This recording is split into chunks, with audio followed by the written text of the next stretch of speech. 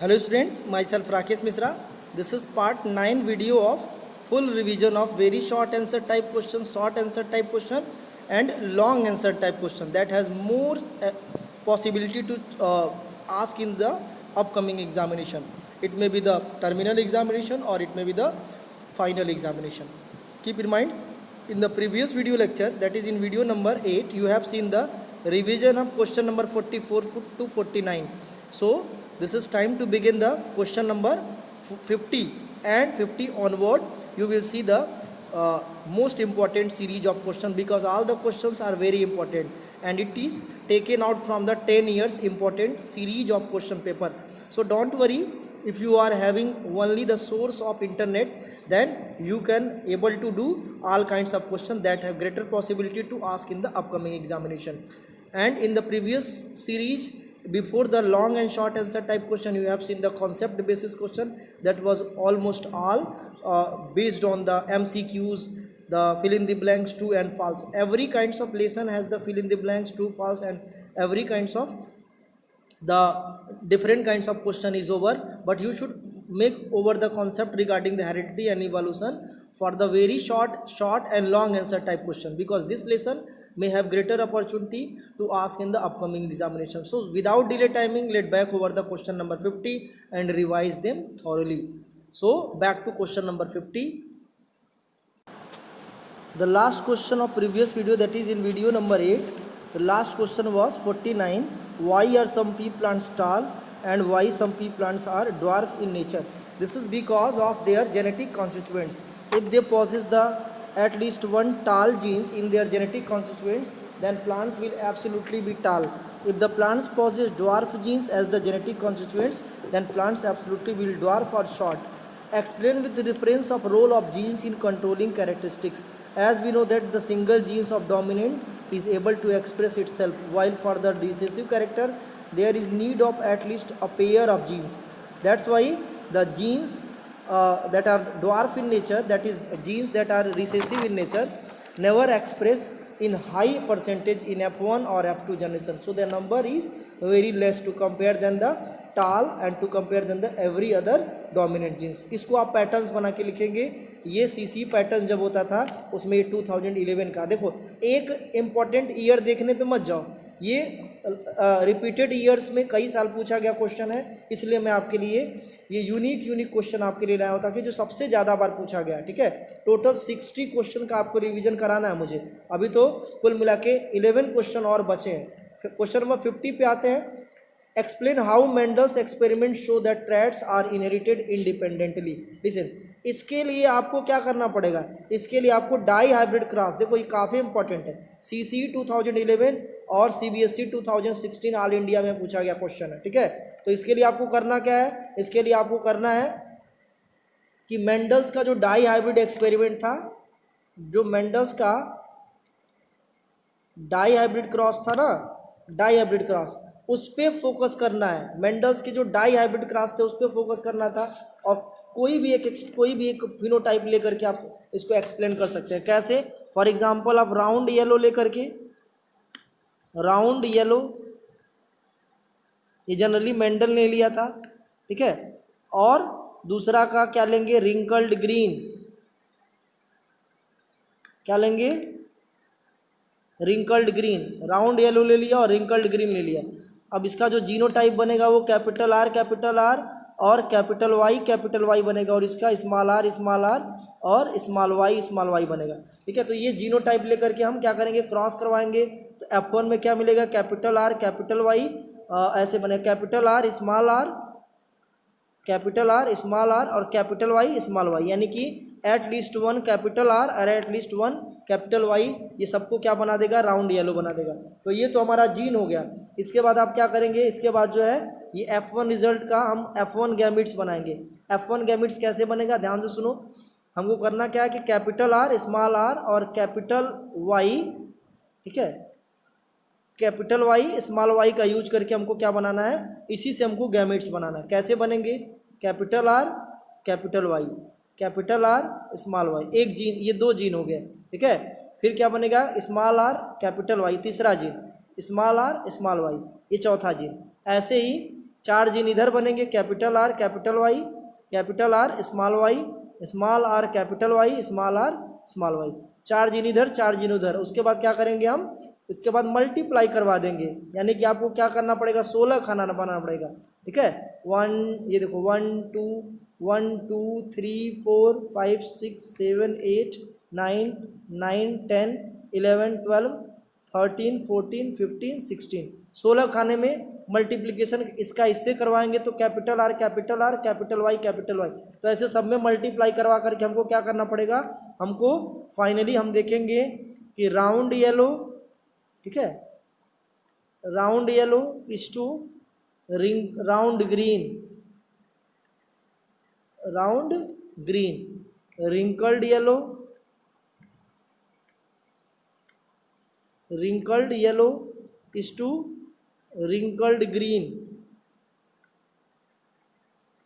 के बीच में जो रेशियो आएगा वो 9:3:3:3:1 का आएगा। ठीक है, 9:3:3:1 का आएगा। ये रेशियो जो है सिर्फ फिनोटिपिक रेशियो, इस चीज़ को ध्यान रखेंगे। बहुत सारे स्टूडेंट लगते हैं जीनोटिपिक, जीनोटाइप के तुम्हारे सिलेबस में नहीं, जीनोटाइप के चक्कर में मत रहना। ठीक है, round yellow, round green, wrinkled yellow और रिंकल्ड ग्रीन का जो रेशियो बनेगा 9:3:3:1, और उसके बाद आप जो है लिखेंगे इसका डिफिनीशन। क्या लिखेंगे, देखो ये 5 मार्क्स में है। ठीक है, ऐसा मत समझो कि 2 लाइन में है या 1.5 लाइन में है तो ये हम 2 नंबर में इसको निपटा लेंगे, ऐसा नहीं है। ठीक है, क्वेश्चन 2 लाइन में हो सकता है लेकिन उसका आंसर हो सकते 2 पेज में चले जाए। तो इसको लिखेंगे कॉपी में, when more than 2 genes are inherited with each others then their distribution in gametes and progeny of subsequent generation remain independent. ये कई बार बताया जा चुका है, ये मेंडल्स का डाई हाइब्रिड रेशियो है। ये जो रेशियो है वो क्या है, मेंडल्स का डाई हाइब्रिड रेशियो है। ठीक है, और ये जो क्रॉस करवाया था मेंडल ने वो डाई हाइब्रिड क्रॉस करवाया था। तो इन सब चीज़ों पे आपको फोकस करके आंसर लिखने हैं। ठीक है, चलो आते हैं अब क्वेश्चन नंबर 51 पे आते हैं। क्वेश्चन नंबर 51 देखो इतना बड़ा है। क्वेश्चन नंबर 51 कितना बड़ा है, इतना बड़ा है। क्वेश्चन नंबर 51 क्या कह रहा है, कह रहा है वन प्लांट विथ डोमिनेंट टाल height bearing purple flower crossed with another plants having recessive dwarf and white flower. अब देखो यहाँ पे चीज़ें बदल गई एकदम। प्लांट्स टाल है और फ्लावर का कलर उसका पर्पल है, यानी कि यहाँ पे हाइट ले लिया है और फ्लावर का कलर ले लिया है। ठीक है, और उनके बीच में क्रॉस करवा के पूछ रहा है what do the plants of F1 generation look like. F1 में पूछ रहा है इस क्रॉस को, what types of cross it is, तो लिखेंगे ये क्रॉस जो है डाई हाइब्रिड। पहले लिख लो, जब 2 कॉन्ट्रास्टिंग टेस्ट लेते हैं तो उसको बोलते हैं डाई हाइब्रिड क्रॉस। नोट कर लो सब लोग, di hybrid cross, di hybrid cross. What are the phenotypic ratio in F2 generation? Name the type of plants obtained according to phenotypic ratio. अब phenotypic ratio क्या होगा उसको मैं बता दे रहा हूँ, ध्यान से सब लोग सुनेंगे। अब हम यहाँ पे इसको मैग्नीफाई करके आपको समझा दे रहे हैं, आप आसानी से कर लेंगे। प्लांट्स लिया था टाल और पर्पल, टाल लिया था और पर्पल लिया था, और दूसरा प्लांट्स क्या था, ड्वार्फ था, और उसका फ्लावर कलर क्या था, वाइट। ठीक है, अब इसका जो जीनोटाइप बनेगा टाल के लिए कैपिटल टी बनेगा। ठीक है, टाल के लिए क्या बनेगा, कैपिटल टी, और पर्पल के लिए क्या बनेगा, कैपिटल वी। ठीक है, वायलेट में ही आता है पर्पल, चाहे तो कैपिटल पी ही बना सकते हो, कोई दिक्कत नहीं। कैपिटल पी बना सकते हो, पर्पल डोमिनेंट होता है। ड्वार्फ के लिए क्या बनेगा, स्मॉल टी बनेगा, और इसके लिए वाइट के लिए क्या बनेगा, स्मॉल पी बनेगा। अब ये दोनों जब क्रॉस करेंगे तो आप जीनोटाइप फिनोटाइप बनाना जानते हैं, इसको कर लेंगे capital T small T capital P small P, यानी कि F1 में सब के सब क्या आ जाएंगे, इसकी वजह से सब के सब टाल हो जाएंगे और इसकी वजह से सब के सब क्या आ जाएंगे, पर्पल हो जाएंगे। ठीक है, अब इनसे जो है हमको क्या बनाना है, इनसे हमको गैमीट्स बनाना है। अब इनसे गैमीट्स आसानी से बना लीजिए। इनसे कितने तरह के गैमीट्स बनेंगे, गैमीट्स इनसे 4 तरह के बने। कौन कौन, कैपिटल टी कैपिटल पी। ठीक है, और क्या बनेगा, और बनेगा कैपिटल टी स्मॉल पी, फिर क्या बनेगा, स्मॉल टी कैपिटल पी, फिर क्या बनेगा, स्मॉल टी स्मॉल पी। अब ऐसे ही तुमको 4 जीन इधर और 4 जीन यहाँ पे भी बना लेने हैं, ठीक है। ये गैमीट्स है, फिर 16 खाना बनाना पड़ेगा, ठीक। 16 खाने जब बनाएंगे तो रिजल्ट वही आएगा 9:3:3:1, जिसमें रेशियो किसका किसका कितना रहेगा, यानी कि हमको मिलेगा टाल पर्पल ये कितना मिलेगा 9 का, ठीक है। टाल पर्पल 9 का रेशियो में मिलेगा, ठीक है। टाल वाइट का जो रेशियो रहेगा वो 3 का मिलेगा, ठीक है। ड्वार्फ पर्पल का जो रेशियो मिलेगा वो भी 3 का मिलेगा, ठीक है। और जो ड्वार्फ वाइट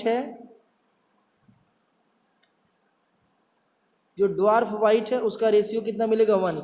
यानी कि तुमको जो नई चीज़ देखने को मिलेगी यहाँ पे वो टाल पर्पल टाल white, dwarf purple dwarf white के बीच में जो रेशियो मिलेगा वो मिलेगा 9:3:3:1, ये मिलेगा। किस में मिलेगा भाई, F2 में मिलेगा। आप इसको अच्छे से कॉपी में 16 खाना बना करके सबका जीनोटाइप भी बनाना है, ठीक है। टाल पर्पल जो 9 मिलेगा उसका अलग अलग जीनोटाइप आएगा, जरूरी नहीं कि capital T capital T capital P आ जाए, इस टाइप के भी आ सकते हैं। तो जो जैसे आएगा हम बनाएंगे। जो 3 आएंगे टाल वाइट का वो जो रेशियो आएगा वो लिख लेंगे कॉपी में, ठीक है। ड्वार्फ पर्पल का जो हमको आएगा जीनोटाइप लिख लेंगे, और ड्वार्फ वाइट का तो एक ही होता है स्मॉल टी और स्मॉल पी, यही होता है, पेरेंट्स की तरह से दिखेगा, ठीक है। तो इस तरह से हमको 9:3:3:1 का रेशियो हर बार मिलेगा जब हमारा डाई हाइब्रिड क्रॉस होगा। इस तरह का 2 कॉन्ट्रास्टिंग ट्रैक्स लेंगे। आई होप ये कर लेंगे, कोई प्रॉब्लम नहीं होगी। अब क्वेश्चन पे आते हैं, क्वेश्चन को देखते हैं। 51 में क्या बोल रहा है कि what do the plants of F1 generation look like. तो लिखेंगे F1 generation look like the टाल पर्पल लिख लेना, कोई प्रॉब्लम नहीं। What types of grass is? It is the dihybrid grass. What is the phenotypic ratio of F2 generation? 9:3:3:1. Name the type of plants obtained according to phenotypic ratio. Tall purple, tall white, dwarf purple, dwarf white. ये copy में लिख लेना तुम लोग। I hope ये कर लेना, करके कॉपी प्रिपेयर करके, ठीक है। और फिर जो है आप जब स्कूल खुलेगा तो मुझे दिखाएंगे। ये वाला क्वेश्चन सबका सॉल्व होना चाहिए, CC 2011 में पूछा गया क्वेश्चन है। 52 पे आते हैं, give the appropriate terms for the following. 52 में क्या कह रहा है, give the appropriate term for the following. इसके लिए कुछ टर्म देना है। क्या दिया है भाई, the trait which can express itself in next generation. कौन सा ट्रैट्स अकेला ही अगले जनरेशन में एक्सप्रेस करता है। तो ए के लिए बेटा लिखो डोमिनेंट ट्रैट, ठीक है। जानते तो सब हो, बताते कुछ नहीं। डोमिनेंट ट्रैट्स, ठीक है। Trait which can express itself in next generation, the dominant traits. B क्या कह रहा है, the traits and organisms has due to inheritance. कह रहा है कि the traits and organism has due to inheritance. Inheritant traits अगर किसी ऑर्गेनिजम्स को मिल रहा है तो उसको बोलेंगे इनहेरिटेड ट्रैट्स। क्या बोलेंगे, इनहेरिटेड ट्रैट्स। ट्रैट्स जो इनहेरिटेंस प्रोसेस के थ्रू मिलेगा उसको बोलेंगे इनहेरिटेड ट्रैट्स। सी पे आते हैं, origin of new species from pre existing one. क्या बोलते हैं बेटा, स्पेसिएशन। नोट कर लो, ठीक है, स्पेसिएशन। तो ये स्पेसिएशन प्री एग्जिस्टिंग स्पीसीज से स्पीसीज का बनना, इनहेरिटेंस ट्रैट, इनहेरिटेड ट्रैट्स और डोमिनेंट ट्रैट्स। आंसर हो जाएगा। ये कब पूछा, CC 2011 में। चलो आते हैं नेक्स्ट। क्या कह रहा है, नेक्स्ट कह रहा है क्वेश्चन नंबर 53। क्वेश्चन नंबर 53 ध्यान से देना है, देखना है और बताना है। कह रहा fill in the blanks, parent plant tall है और रिंकल्ड है, ठीक है। और ये क्या है, ये ड्वार्फ होगा और क्या होगा, राउंड होगा। भाई स्मॉल टी का मतलब क्या, इसका मतलब क्या, थोड़ा सा और मैग्नीफाई कर दे रहे हैं, ठीक है। ABCD भरना है, ठीक। तो इसका मतलब क्या समझते हो, इसका मतलब होता है ड्वार्फ, इसका मतलब होता है ड्वार्फ। और ये जो दिख रहा है RR, इसका मतलब राउंड। तो ए में क्या भर देंगे, ड्वार्फ राउंड। जैसे ये टाल रिंकल्ड भरा वैसे ड्वार्फ राउंड भर देंगे, ठीक है। अब ये बेवकूफ़ी किया, रिंकल्ड को भी स्मॉल लेटर में लिख दिया। भाई जीनोटाइप नहीं स्मॉल लेटर में होता है, तो तुम लोग जैसे मन करेगा लिखना। अब यहाँ पे देखो, इससे ये जो गैमिट्स बनेंगे पूछ रहा है, इससे जो गैमिट्स बनेंगे पूछ रहा है, तो इससे कितने टाइप के गैमिट्स बनेंगे? इससे 2 टाइप के गैमिट्स बनेंगे, कैपिटल टी स्मॉल टी, बस। इससे भी 2 टाइप के गैमिट्स बनेंगे, स्मॉल टी और कैपिटल आर। इसके अलावा कुछ और गैमिट्स वैमिट्स नहीं बनेंगे, ठीक है। अब दोनों के बीच में क्रॉस करा के पूछ रहा है, यहाँ इसका रिजल्ट क्या भरा जाएगा? तो लिख लो कॉपी में, capital T small T capital R small R, ये भरा जाएगा। और ई ये कह रहा है इसका फिनोटाइप भरना है। अब इसका फिनोटाइप आप लोग खुद भरेंगे। ये ई में क्या भरा जाएगा? कैपिटल टी की वजह से ये टाल हो जाएगा, और कैपिटल आर की वजह से क्या हो जाएगा? राउंड हो जाएगा। यानी कि ये इसका फिनोटाइप क्या हो जाएगा? टाल राउंड। तो सब भरा गया ना, कोई बाकी नहीं ना? फिर से एक बार चेक कर लेते हैं, देखो ध्यान से। एक तो ये पूछा था, इसमें क्या भरेगा इस डब्बे में? तो इसमें भरेंगे ड्वार्फ राउंड, ठीक है। इसमें इसका जीन पूछ रहा है, तो जीन में क्या भरेंगे? कैपिटल टी स्मॉल टी, और इससे 2 जीन बनेगा, small T capital T small R भरेगा, sorry capital T small R भरेगा, कैपिटल टी स्मॉल आर। और ये क्या? स्मॉल टी कैपिटल आर भराएगा, ठीक है। कैपिटल टी, ये स्मॉल टी कैपिटल आर भरेगा, स्मॉल टी इससे बन जाएगा और एक आर इससे बन जाएगा, ठीक है। और दोनों के बीच में क्रॉस करवाएंगे तो capital T small T capital R small R बन जाएगा, और इसके बीच में फिनोटाइप क्या हो जाएगा? टाल और राउंड हो जाएगा, ठीक है। अब क्वेश्चन फिर से एक बार देख लें हमने। देखो हाँ, वही चीज़ पूछ रहा है, ट्रैट्स इसका पूछ रहा है, इसमें F1 जनरेशन का जीनोटाइप पूछ रहा है, गैमिट्स का पूछ रहा है। तो गैमिट्स आसानी से बना लेंगे इसका यूज करके। गैमिट्स क्या है? स्मॉल टी है, ठीक है, कैपिटल आर है। इससे एक गैमिट्स जाएगा और इससे एक गैमिट्स जाएगा, कैपिटल आर। तो एक ही टाइप के गैमिट्स बनेंगे, इससे भी एक ही टाइप के गैमिट्स बनेंगे, कैपिटल टी स्मॉल आर। ये दोनों के बीच में क्रॉस करवाएंगे तो रिजल्ट आएगा capital T small T capital R small R. कर लेंगे, कोई प्रॉब्लम नहीं है। चलो आते हैं क्वेश्चन नंबर 54। क्वेश्चन नंबर 54 देखो क्या बोल रहा है, बहुत लंबा चौड़ा है जी। क्वेश्चन नंबर 54 कह रहा है, in a cross between plants with purple flowers and plants with white flower F1 offspring generate had the white flowers. कह रहा है कि पर्पल और वाइट के बीच में क्रॉस करवा रहे हैं, F1 में सब के सब क्या हो जा रहे हैं? वाइट हो जा रहे हैं। When F1 generate individual where self the F1 generation give rise 100 individuals, 75 which had the white flowers make the cross and answer. कह रहा है कि अगर हम क्रॉस करवा रहे हैं पर्पल फ्लावर का किससे?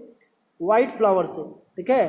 तो अगले जनरेशन में हमको F1 में क्या मिल रहा है? सबका सब वाइट मिल रहा है, ठीक है। तो यहाँ पे आप ये समझ लीजिए कि वाइट को कह रहा है कि वाइट यहाँ पे डोमिनेंट है, यहाँ पे W बनाएंगे, ठीक है। अब यहाँ पे पी प्लांट तो दिया नहीं, यही कन्फ्यूजन रहता तुम लोगों के लिए। देखो क्रॉस करवा रहा है किसका? प्लांट से। अभी कहीं पी प्लांट दिया है? कहीं नहीं दिया है, ठीक है। जिसमें पर्पल फ्लावर का क्लास किससे करवा रहा है? वाइट फ्लावर से। और उसको रिजल्ट क्या F1 में मिल रहा है? सब के सब वाइट फ्लावर मिल रहा है। इसका मतलब क्या है कि वाइट के लिए हम कैपिटल W का यूज करेंगे, और पर्पल के लिए क्या यूज करेंगे? स्मॉल w का यूज करेंगे, ठीक है। When F1 generate individual self bread the F1 generation give rise 100 individuals, out of them the 75 had white. तो तुम जानते हो 3:1 का रेशियो मिलता है ये F2 में। तो 75% का जो रेशियो है, 75% वो 3 के लिए चला जाएगा, और बाकी 25% ये 1 के लिए। इसके लिए क्रॉस क्या होगा?